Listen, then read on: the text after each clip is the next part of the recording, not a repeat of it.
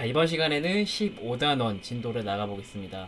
자, 지지난주에 등교 수업 때 수업을 들었던 반도 있을 텐데, 자, 이번 시간에는 못 들은 반도 있어가지고 그 복습도 하고 못 들은 반을 위해서 15단원 영상을 올리게 되었습니다. 15단원은 한시에 관련된 내용입니다. 자, 눈물이 강물을 만드네. 뭔가 슬픈 스토리가 예상이 되죠. 자, 한시가 무엇인지 자, 동영상에서 다 배웠어요. 우리가 지난 시간에 배운 한시도 중국의 한시였는데, 이번 시간에는 우리나라에서 가장 유명한 한시에 대해서 배워볼 겁니다. 어떤 한시냐? 대동강이란 제목이 안 나오네요. 대동강이란 제목의 한시입니다. 자, 대동강은 북한의 평양에 있죠. 평양에 있는 서울의 한강과 같은 강인데, 대동강을 배경으로 벌어지는 이야기를 시로 담았습니다. 시의 작가도 여기 안 써있는데, 시의 작가는 정지상이라는 고려시대 시인입니다. 이 정지상에 대해서 조금 얘기하자면은, 고려시대 묘청의 서경천도 운동이 아주 유명했었죠. 이때 그 묘청의 서경천도 운동에 합심했던 그런 사람인데, 나중에 김부식에게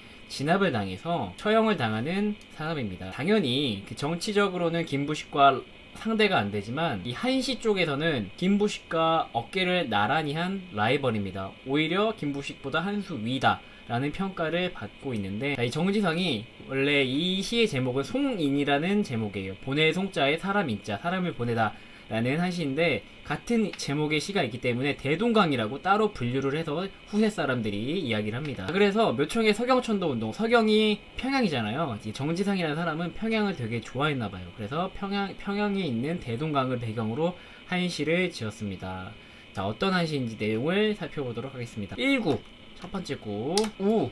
자, 우자는 비우자예요. 자, 헐자는 그칠 헐자인데 비가 그치다, 비가 개다 라고 해석하면 될 것 같아요. 우헐, 비가 개다. 우헐 장제, 한 구에 7자가 있죠. 자, 하나 둘 셋 넷 다여 7자죠. 자, 7자씨는 칠원시라고 합니다.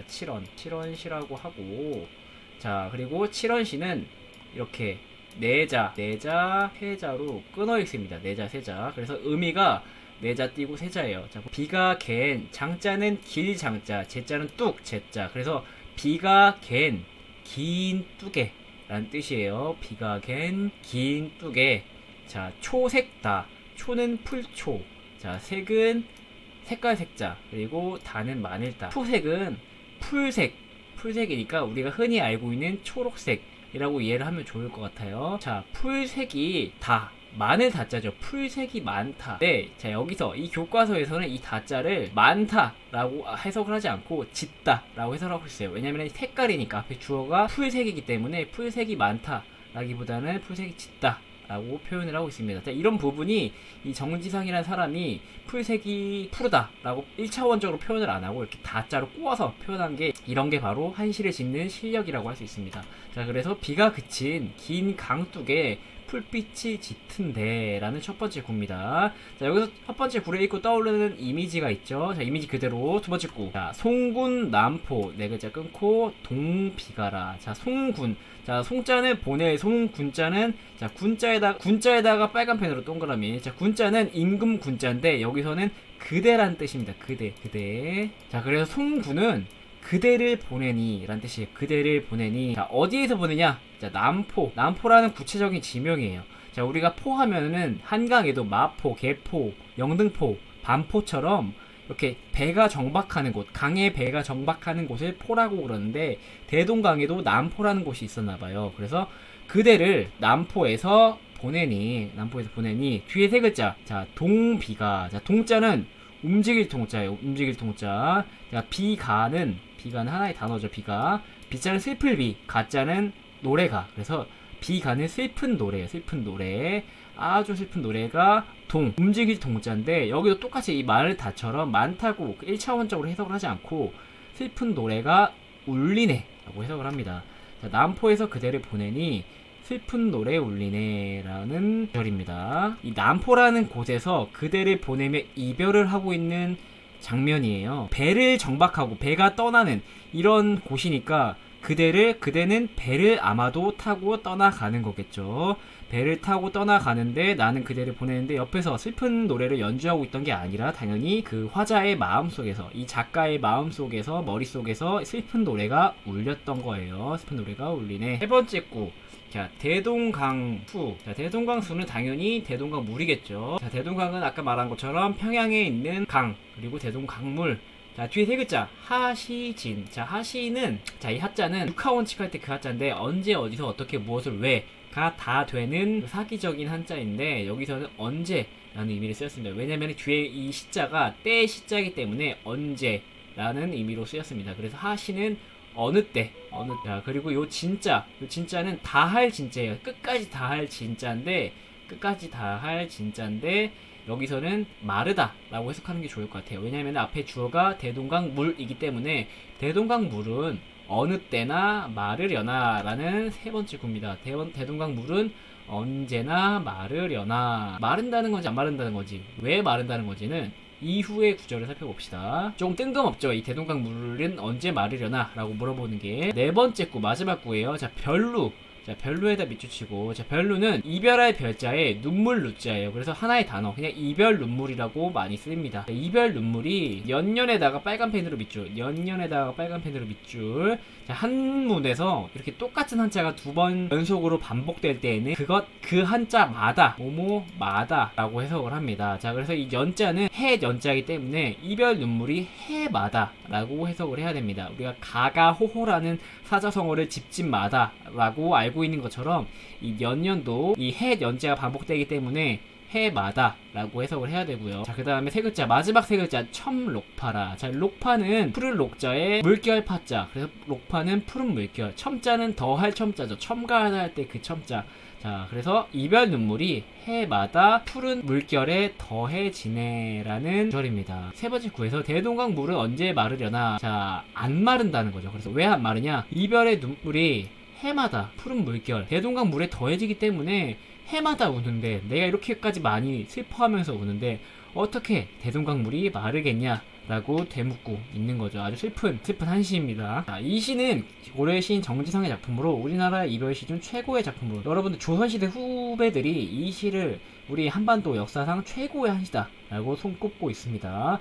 강가의 화창한 봄 풍경과 일편단심 사랑하는 사람을 떠나 보내야 하는 상황을 대비하여 이별의 슬픔을 대화하고 있습니다. 여러분들, 우리가 보통 영화나 드라마에서는 이별을 비가 올 때 하는 경우가 되게 많은데, 이 시에서는 아주 비가 갠 화창한 봄 풍경, 봄날, 푸른 빛이 너무나 많은데 이별을 하고 있어요. 그렇기 때문에 이별의 슬픔이 극대화되고 있다. 이 상황이 대비가 되고 있기 때문. 자, 여러분들, 근데 한시에는 운율이라는 게 있습니다. 한시는 그냥 말한다라고 하지 않고 부른다 라고도 하지 않습니다. 말한다와 부른다의 중간, 읊는다고 하는데, 읊는다와 말한다의 차이는 운율이 있어야 돼요. 운율. 한시에서 이 운율을 맞춰주기 위해 해주는 게 있는데 바로 아분법을 사용해서 한시의 운율을 맞춰줍니다. 자, 이 한시에도 아분법이 사용되었는데, 이 한시는 힙합이랑 되게 비슷해요. 힙합에서는 리듬을 맞춰주기 위해서 라임을 넣어주는데 한시랑 원칙이 똑같습니다. 이 끝부분에 다자의 동그라미, 가자의 동그라미,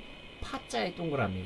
자, 요 세 글자에 바로 아분법이 적용되었습니다. 둘 다 중성이, 자, 아로 끝나죠. 아로. 이렇게 아로 맞춰주면서 우월장제 초색다 송군남포 동비가 대동강수 하시진 별루년년 첨록파라고, 선생님이 물론 이렇게 아무런 억양 없이 읽었지만 그 당시 사람들에게는 이게 되게 운율을 맞춰준 거다 라고 여겨지고 있었고, 정지상이라는 사람이 시의 형식마다 어느 부분에 아분을 넣어줘야 되는지가 정해져 있는데, 이 정지상이라는 사람은 다가 파라는 한자를 골라서 딱 적절한 부분에 넣었다 라고 하기 때문에 최고의 시다 라고 평가를 받는 거겠죠. 아분이 적용된 한시를 운자 라고 합니다. 요 세 글자가 다가 파가 대동강이라는 한시의 운자가 되는 거겠죠. 시의 형식, 하나, 둘, 셋, 넷, 다여, 일곱. 한 구에 일곱 자이고, 하나, 둘, 셋, 넷.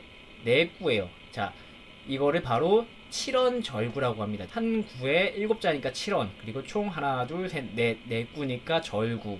여덟 구는 율시인데 네 구니까, 이 시는 네 구니까 절구입니다. 그 다음 시의 주제. 시의 주제는 당연히 이별의 슬픔이겠죠. 화창한 날에 남포에서 그대를 보내고 있으니 배 타고 떠내보내니까, 그 당시 여러분들 배를 타고 떠나간다는 거는 언제 돌아올지 모른다는 거예요. 여러분들 지금 비행기 타거나 배 타고 가면은 당연히 다시 돌아올 걸 알잖아요. 그렇지만 그 당시에는 배 타고 가면은 어떻게 될지 아무도 모르는 거예요. 그래서 영영 떠나는 것일 수도 있는 말도 안 되는 슬픔, 말도 안 되는 이별이다 라는 거예요. 그 다음 시상 전개 방식. 자, 이 시상이라는 게 뭐냐, 이 시상은 한 시를 읽으면서 떠오르게 되는 이미지가, 머릿속에 이미지가 떠오르잖아요. 그것을 바로 시상이라고 하는데, 그런 이미지를 전개시켜 나가는 방식을 시상 전개 방식이라고 하는데, 이걸 바로 기승전결이라고 합니다. 자, 우리가 흔히 기승전결이란 단어를 쓰는데 사실은 한시 용법이에요. 한시에서 이 첫 번째 구를 기구라고 그래요. 기구. 자, 보면은 일어날 기자입니다. 일어날 기자. 첫 번째 구를 일구라고 원래 안 하고 기구라고 그래요. 그래서 이 일어날 기자인데 시상을 일으킵니다. 우리가